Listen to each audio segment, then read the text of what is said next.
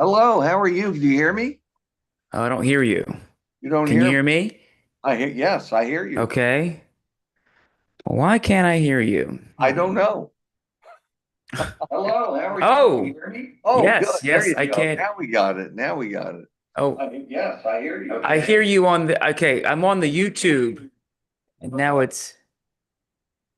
I hear you. Okay, it's replay. I can hear you on YouTube, which is where I'm doing this, but for some reason on the Zoom app, which is where I need to hear you, Huh. I don't hear you.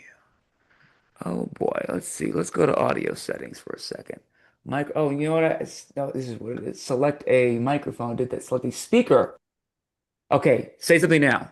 One, two, three. One, two, Oh, three. turn up volume. One, two, three. One, two, Yes, there three. it Good. is. Good. Wonderful. Perfect. So running. Terrific. Am I situated where you want me or not? You are maybe a little less headroom. Are you able to tilt the Yeah. thing down a little bit? Yeah, that's How's that? good. Good, You good, look good. great. How are No, you doing? I'm doing just fine. I've got some friends here visiting. I got to take them to lunch here shortly, but we can Okay. we Well, can I get. thank you But for taking.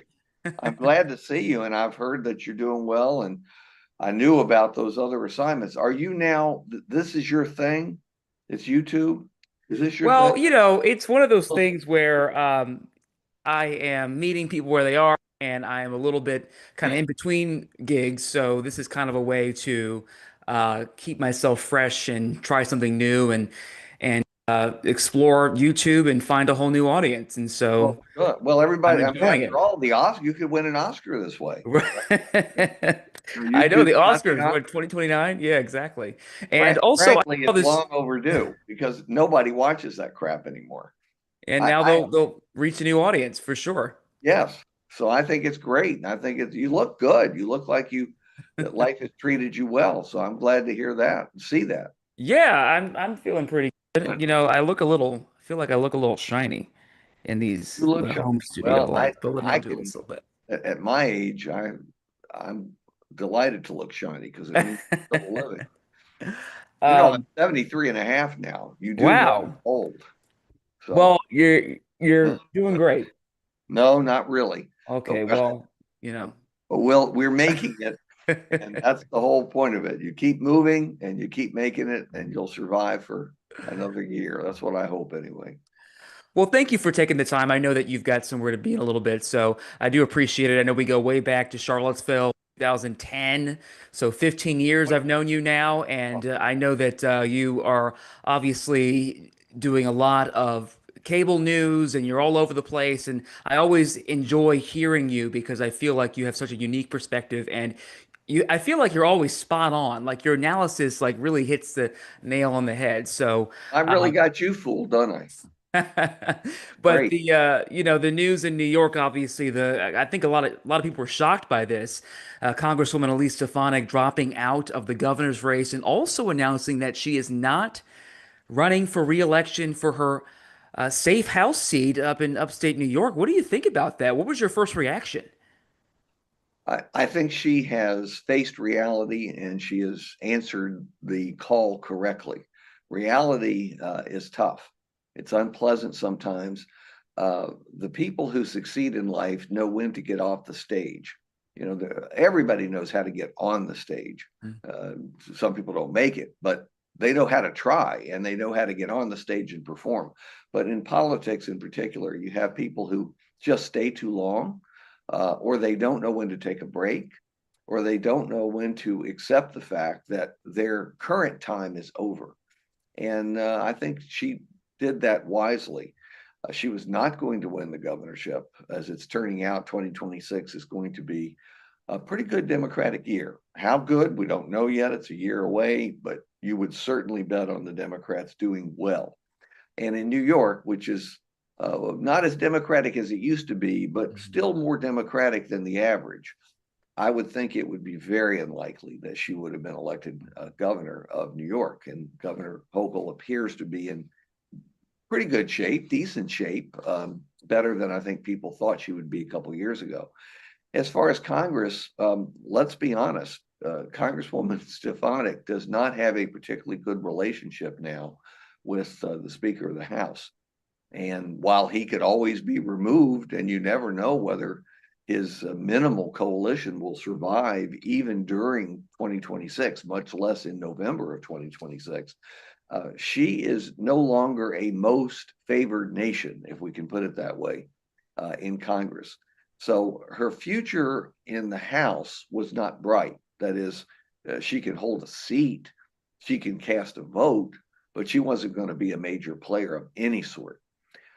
She also has not achieved the kind of accommodations that she had hoped within the Trump administration. We all know what happened with the UN, but I don't think she would have gotten anything significant beyond that from the Trump administration. So the doors were closing, the windows were shutting. Where was she going to go? She could have hung on, as so many people in Congress do after they've lost all influence and they really have no future. Or she could do what she's done, which is to go ahead and close the windows herself, close the doors herself, move off the stage, do something else, maybe come back politically at some point. When and how and for what position, we can't say. You know, life is crazy. Politics in life is even crazier. So we'll see what she does, but this was the right decision for her because she has no future right now politically.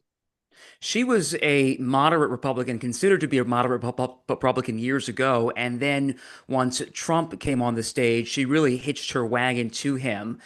And it doesn't seem like he's really returned the favor at this point. Well, you know, there are all kinds of personal relationships and conflicts that develop, and it's tough to stay on Donald Trump's good side unless you're right there and 100% in favor of him, no matter what he does. He can say, you know, day is day, and you say absolutely, and then he says, you know, it's not day, it's night, and you say absolutely. Um, But she was pretty close. I mean, she was doing the no, she election was. denying and all that. Oh no, don't get me wrong. She became a Trump true believer.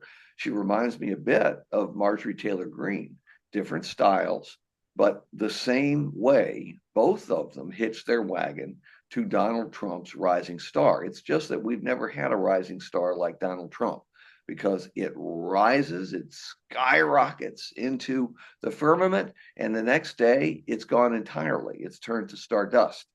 And particularly in a state like New York. That's not the kind of place where, at least statewide, you want to be that closely associated with Trump. But she made her gamble and she lost.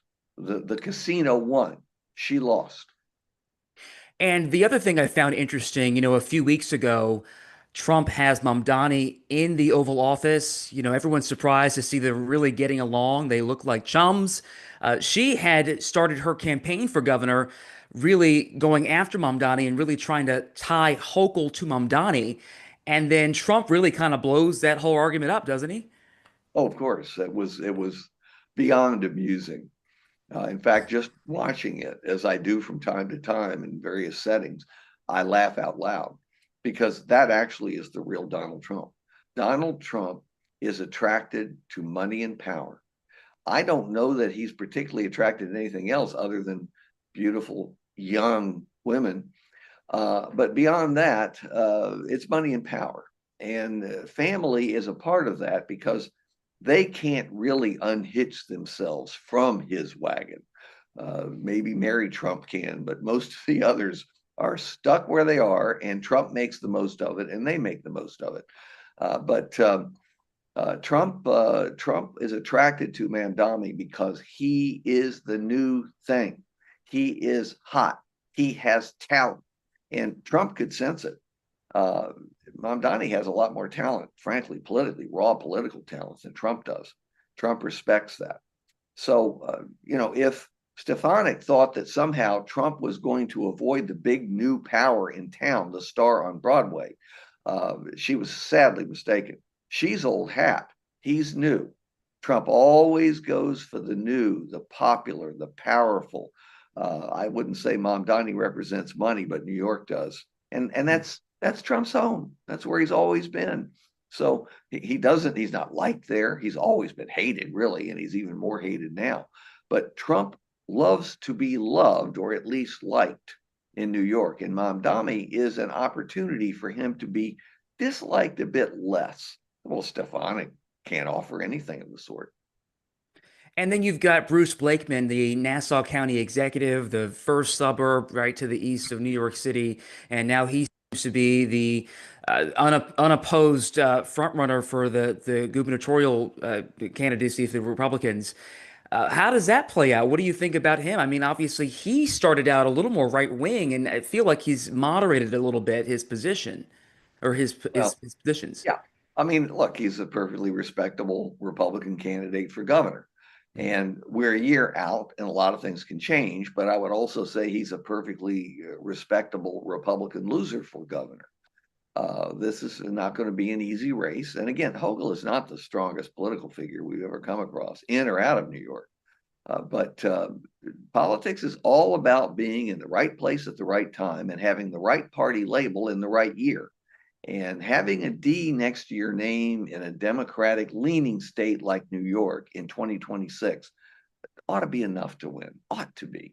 So Blakeman can get better known and build a big contributor list and have a lot of fun and maybe get an appointment for ambassador. Can't be to Greece, but could be someplace else.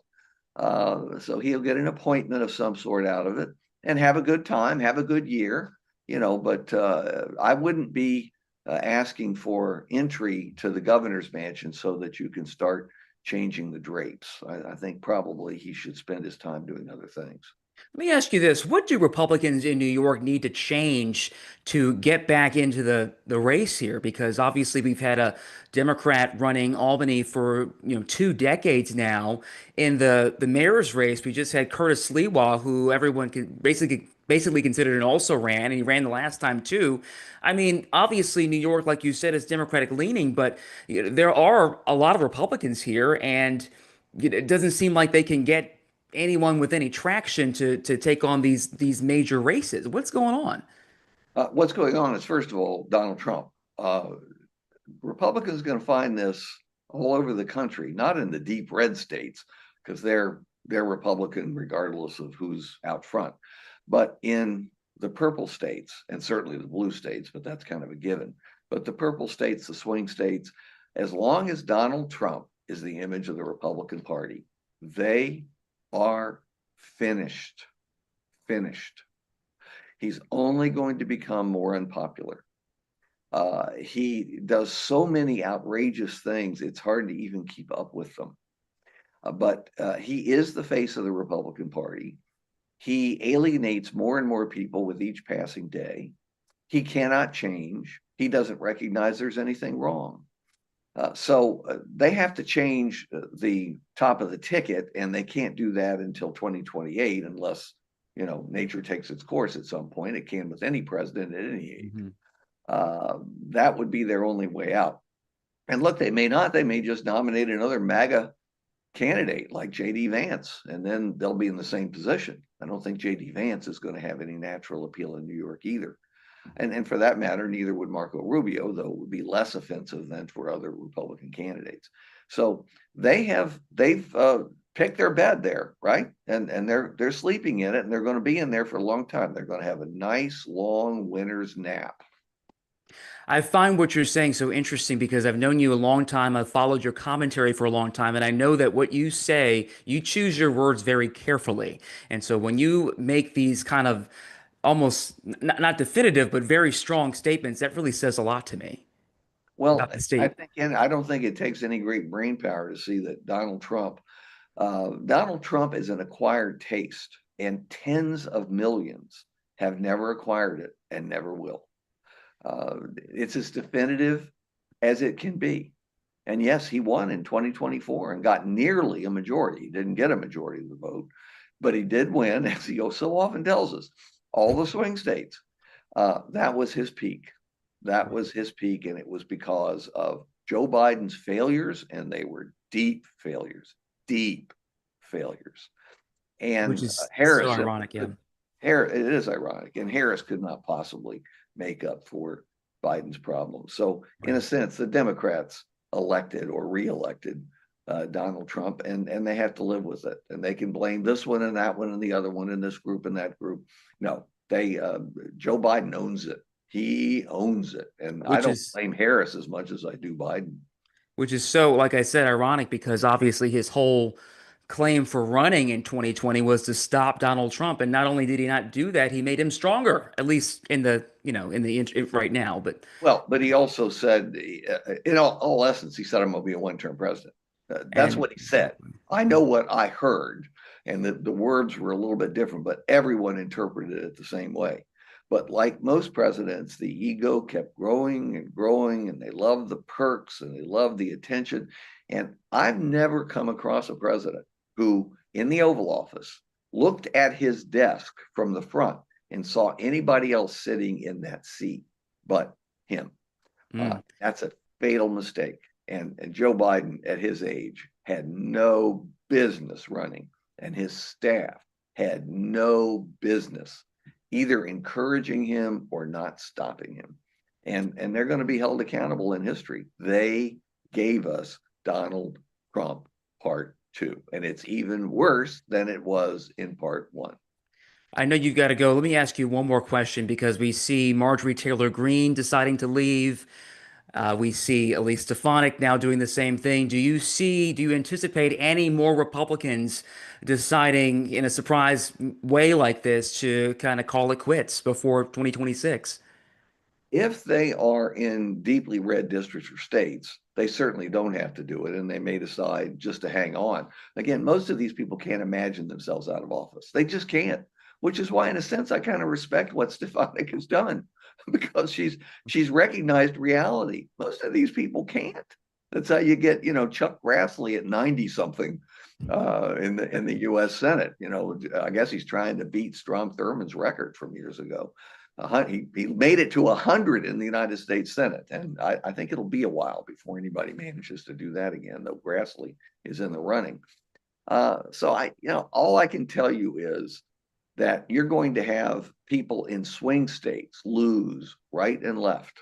You're going to have Republicans losing right and left. There aren't any left-wing Republicans left. There are few moderates left, and they're going to be the first to go. I don't think some of them realize it. They think how popular they are and everybody loves them, and they're going to find out otherwise next November. I They're mean, expensive. these tariffs are really an albatross. I mean, I don't know anyone who thinks these tariffs are helping anybody.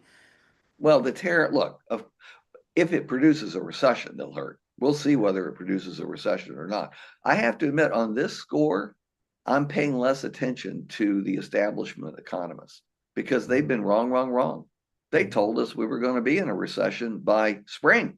It was inevitable after the tariffs. And by the way, I'm anti-tariff. I think this whole thing is crazy, but it hasn't produced what they told us it was going to produce. And in the end, in the prediction business, we're stuck with our failures. We never get credit for successes. We're stuck with our failures. And right now, they got a lot of failures. They have not done very well. So we'll see. I think little things matter, Derick. You're ignoring, you not personally, but people who observe Mhm. are ignoring little things, like putting Trump insisting, which he did, that his group of sycophants that he appointed to the Kennedy Center board put his name Oh yeah. above that of the murdered John F. Kennedy on the Kennedy Center. What? That's beyond nerve. That's not egotism. That is megalomania. It's sickening. I have yet to come across one person, including all the Republicans, and of course, I'm here at a place that has loads of Republicans, whether they admit it or not. Not one person has said that it's not outrageous. It's sickening, and the idea of it. And he got away with it, but not for long. At 1201, January 20th, 2029, if a Democrat's elected president, those letters are going to be chipped off the walls of the Kennedy Center and a lot of other things too. All these things getting renamed for Donald Trump. It's very short term. Look up Saddam Hussein. You Yeah, remember and what then happened? You remember what happened with the statues and the this and the that and the other? Same thing's going to happen. He'll be a non-person. and Trump, then that is. just this Trump's going to week, be a the non-person. whole True Social post about Rob Reiner. I mean, that Oh, was pretty. no. And it's something every day, Derek. It's Yeah. something every day. And again, I know as many Republicans as I do Democrats, and we've known each other for decades. So when we go off the record, which is most of the time, they tell me the truth. They tell me what they really think. And they admire Trump's abilities to get elected twice. That's really what they admire. But they are just as repulsed as anybody else by the things that Trump does that no ordinary human being would even consider doing. And that's what's going to get Trump in the end. One more thing I just thought of before you go. Congressman Mike Lawler, he really wanted to run for governor, and basically Trump kind of pushed him aside for Elise Stefanik at the time. Do you At think the he's time, reconsidering that now? I don't know whether he is or isn't. He's going to Yeah. lose. Uh, Okay. he will be very, very lucky to keep his House seat. Mm, This is going to be such a tough year for, I would say he's a mainstream conservative. He's not a moderate. He's a mainstream conservative, the way Republicans used to have in the majority. All right. But he's got to survive this election, and it's going to be so much tougher than he thinks, so much tougher than his private polls are showing right now. Okay. So yeah. he'd better try and stick to what he's got. He may not even be able to hold that. Running for governor, well, if he wants to, go ahead. He's going to lose. I mean, they're just going to lose, Yeah. and they haven't accepted that yet, but they will. I don't know which month it will be in 2026, but they'll accept it. And then Goldman here in New York, he's got a primary challenger in Brad Lander, which I find really fascinating too, because on paper it seems like Goldman is the mainstream Democrat to your point, and I guess the whole Israel thing may be the reason that he's got a left challenger from the left. Is what do you think? That's part of it. Yeah. Look, you're going to see a fair number of Democrats that you wouldn't expect either losing primaries or coming close to losing. And again, they don't see that right now. They just don't see it. They fear it a little bit. In the middle of the night, they wake up and they worry about it, but then they dismiss it. Oh, it won't happen. It won't happen. No, in some cases, it's going to happen because Democrats are as angry as I have seen them in my adult lifetime, and I'm old. Okay. They're angry and they're lashing out at anybody who appears to be or is establishment. And I'm not saying the establishment's wrong about this, that, or the other. I think they have evaluated the situation as best they can. They have no real power. Forget about the 60 votes in the Senate. They have no real power. And they're doing what they can with the nothing they possess. Yeah. So I understand their point of view, but they're going to get it nonetheless because anger is irrational. Well, Mr. Sabato, you are young enough to run for president because the last election, you were Hey, much older than you. So, I'm right here and I keep waiting for the call of the people. It never comes. It has never come, and it's too late. It won't come now either.